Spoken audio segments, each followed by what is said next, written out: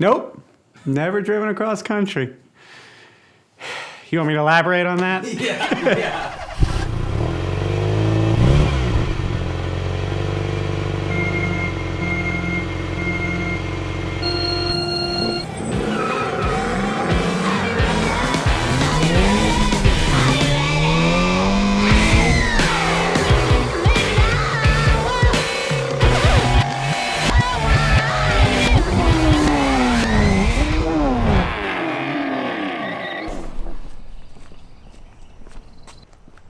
Weather's good. A little concerned about these tires that we put on last minute, kind of rubbing the body.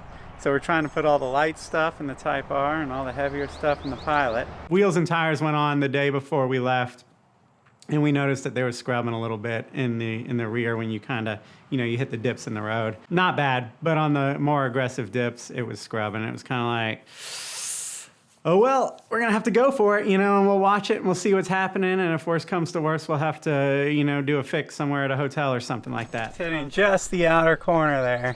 I think it ought to be all right. I think if you keep it in R mode, it'll keep the rebound or whatever strong enough to where you're not really going to bang them up too much. You need to hose down this car because it's got soap on the sides from where I was putting the decals on. Hopefully these things have set.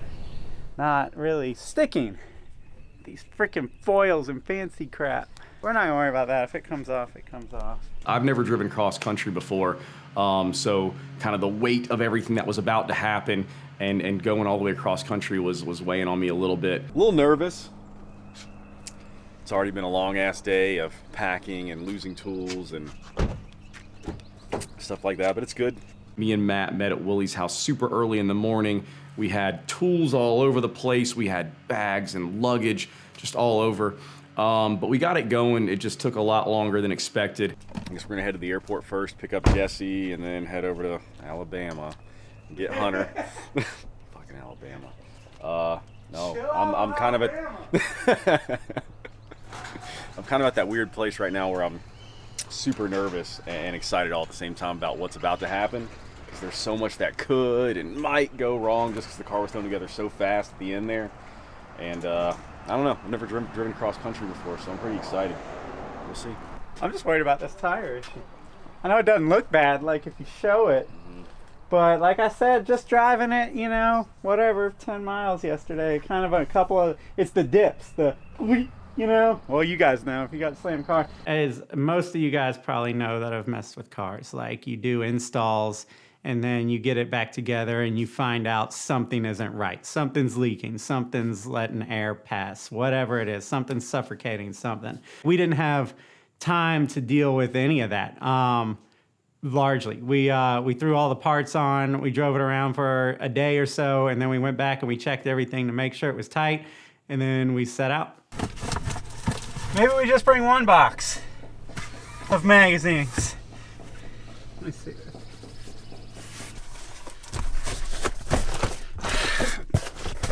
Long live print, huh? If there's anything you nope. Man, like a glove, let's go.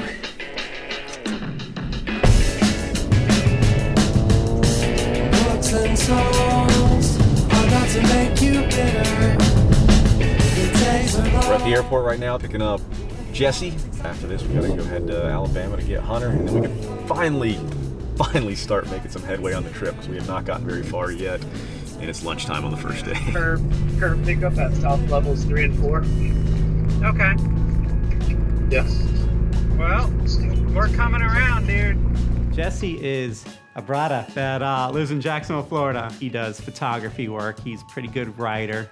And he's really good at keeping me kind of grounded because, like, you should see this guy's car. He's only had one car his whole life. His mom bought it for him on the corner for sale somewhere, and he wasn't into cars. It's like a mid to late 90s Corolla, automatic, you know what I mean? Like, we give him so much hell for that car, but he really keeps me grounded on, like, what's cool and what's important and the value of personality and character and not just going with I don't want to say be a follower, but not just to follow trends. Sometimes you can fall into that without really realizing what's going on. You know, you just kind of end up in a rut, and he keeps me out of that.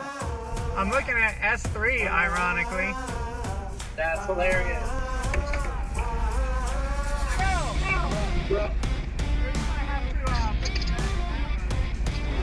Good flight. Not as good as it can be.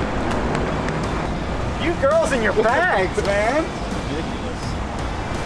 That's gonna have to go on a wheel. Nope. Here, hang on. Slide it forward. Here, pull it out. Pull it out for a second. No problem. Alright, so we're up The Honda Pilot. Okay. champion. Yo, I looked it up online. That's an 8-seater across the bin. Shit. Matt here was absolutely convinced that we were gonna have to go get a U-Haul or some sort of last-minute trailer, which we did not have to do. Everything fit, no problems. We brought 2 extra OEM tires and wheels mounted for the Type R. We got all our luggage, all of his damn girly suitcases that he needs for filming. Pretty much everything between the Type R and the Honda Pilot that we were using as a support vehicle. Let's get on 20 somehow. I'm about to put it in Waze. Yeah, I gotta pee a little bit, but at least let's get out of this. Fucking disaster. We got the first guy though. Technically, I was the first guy.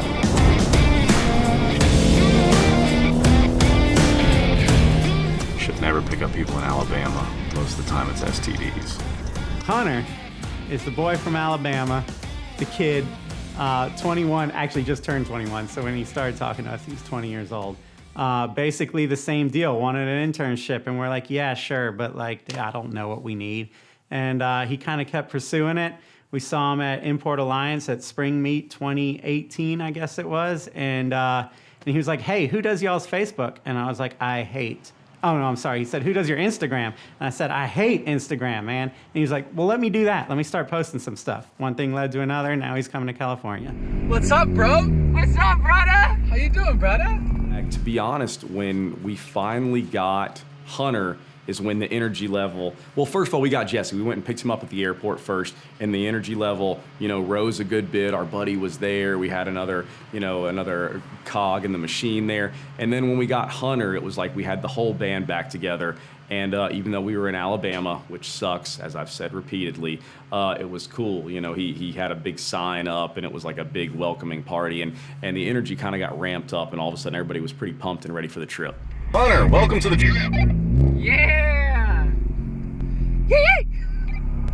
So at that point, we had already driven the car around a good bit, you know, just around Atlanta and around town and stuff. And then we drove it all the way to Alabama through Atlanta traffic and all the garbage and everything.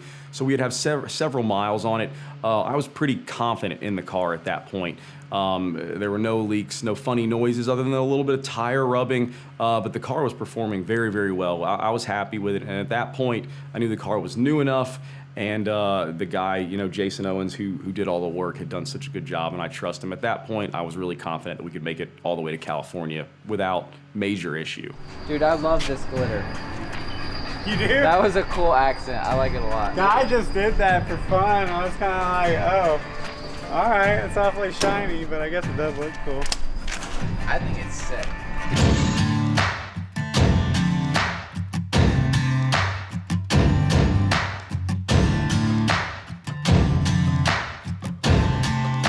About halfway through day one right now. I think we're about almost out of Mississippi at this point. We are in Louisiana. Oh, that's right. We just did crossed the cross. Mississippi, Yep. yeah. You're right.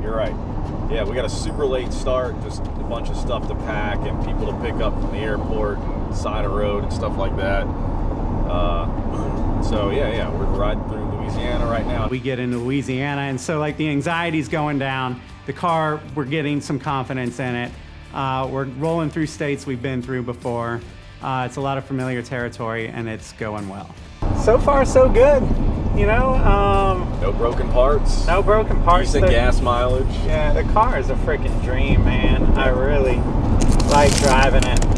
We're obviously not in it right now. We're We're in the pilot. We're other kind of Honda. rotating, so like everybody that wants to drive the car can drive the car, and you know it keeps everybody awake to kind of rotate. But, So this event, Neverlift, that we're heading to right now in Coalinga, California, that was the first big event that I covered where S3 magazine. So I did something local in Orlando. I did another thing, and I actually met up with the team in Georgia.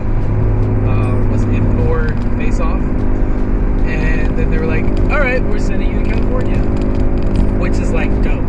Like, pay for everything, go out there, shoot, do your thing. You know, it was a little fun. So this is like my anniversary with things.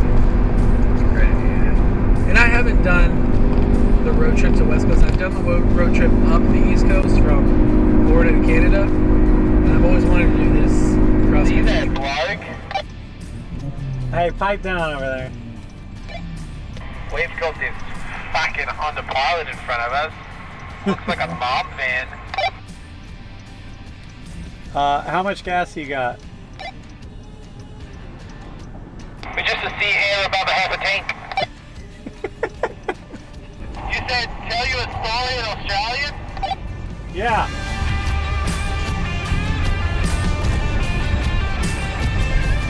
Alright, so let me set the scene. It's 2 in the afternoon and 34 degrees. Queensland high summer heat had me fucking sweating buckets up and down the street. It was around then when I spotted the bloke. He was perched atop of his fucking milk crate boat. It was then when he fucking said, "Hello, Smoko!" Towards the end of day one, I was relieved.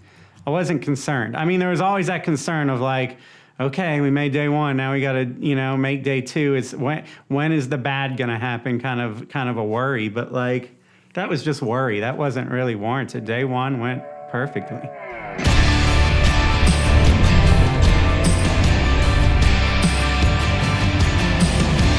This thing sounds really cool. Echoing off all these buildings.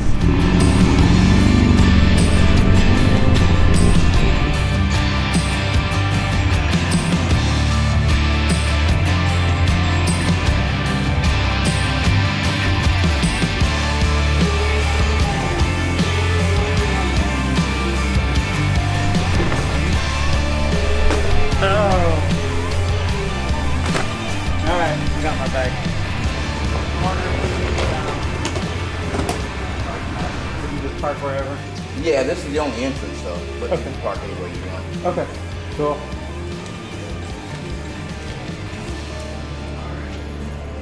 Did anybody see the avalanche cruise in the parking lot? We finally get to the hotel. It's gotta be like after midnight at that point, right? Between midnight and 1.